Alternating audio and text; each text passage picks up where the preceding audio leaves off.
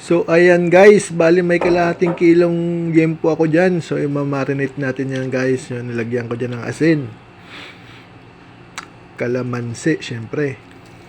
Ano yan, 3 piraso yung nilagay ko dyan guys. At toyo. Ayan, sabay mekos-mekos na. Ay, sabay, ano yun? Ano na ngayon? Asukal. At saka, bawang. So na hindi pa ako napakali, dinagdagan ko pa ng toyo kasi parang kulang eh, parang kapos eh. So yan.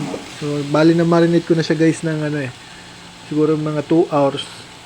2 hours or 3 hours. So yan, iihawi na natin yan dyan sa iihawi na natin yan dyan sa kawali. Kawaling ano yan eh, yung non-stick. Yan. Yan yung mga pang-alternate guys na ihawan pag ano eh. Kasi tinatamad ako mag-ihaw doon sa uling eh. Tsaka ano, medyo pangit yung panahon. Kaya dito na lang ako sa ano, kawali nag-ihaw guys. So yan. Oh, di ba? Parang inihaw na rin siya guys eh. Oh, di ba? Kuyaw kaayo na guys. Oh. So bali nilagay ko na rin pala dyan yung pinagmarinatan. Ayan, nakita ko na sa inyo. At saka syempre yung ano, creamy soda.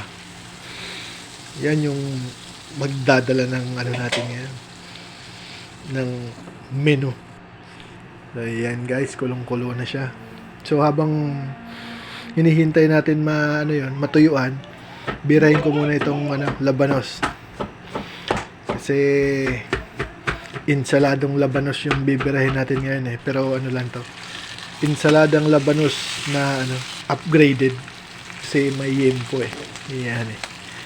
So yan, goods na yan guys. So bali gagayatin na natin yan dyan guys yung yung yempo natin.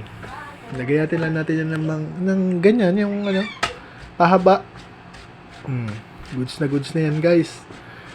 So pagkatapos natin gayatin yan dyan guys, lagyan natin ng asin pala yung labanos natin kasi pipigaan natin. Ayan. Pigaan lang natin ng pigaan hanggat sa kaya natin para mawala yung pakla niya. So yan, napigaan ko na guys at ilalagay ko na rin dyan yung yempo. Yan. At saka yung sibuyas na puti. White onion. Yan yung masarap dyan kasi medyo matamis-tamis guys eh. Kaya white onion yung ilalagay ko dyan. Bali isang buo pala yung nilagay ko dyan guys. At saka yan, 2 pirasong kamatis. Yan. Tsaka yan, syempre hindi mawawala dyan yung sili. Yan, green. Yung siling pangsigang, tsaka yung siling labuyo. At naglagay din ako dyan ng kalamansi guys. Yung nilagay ko kalamansi dyan, siguro mga 8 piraso yon. Yan, pamintang pino, asin, yan, at suka.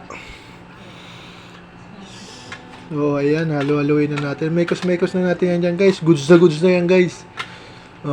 Kulang na lang dyan yung inumin tsaka kanin. So ayan na mga ka-chow down.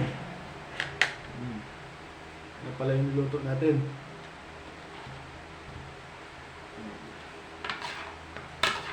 Titikman natin guys.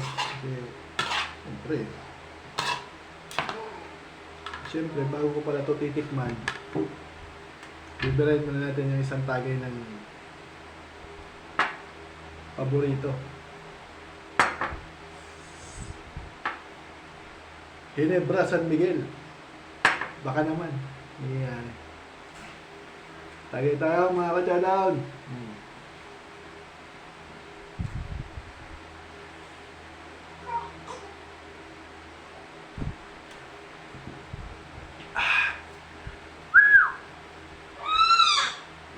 Simple lang, okay na. Siyempre titikman natin tong. Bali, itong luto ko na to guys. Pang-ulam na namin to, tsaka kasi may natirang kalahating gin dun sa rep ng nakaraang gabi. So, tama-tama din. Ito kasing putahe ko ngayon na itong menu ko ngayon, pwede itong pang pwedeng pang Masarap na pang-ulam. Siyempre, masarap na pang-pulutan. Yan.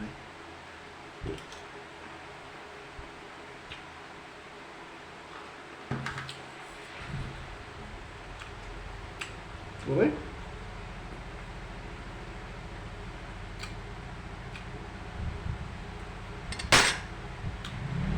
Goods na goods.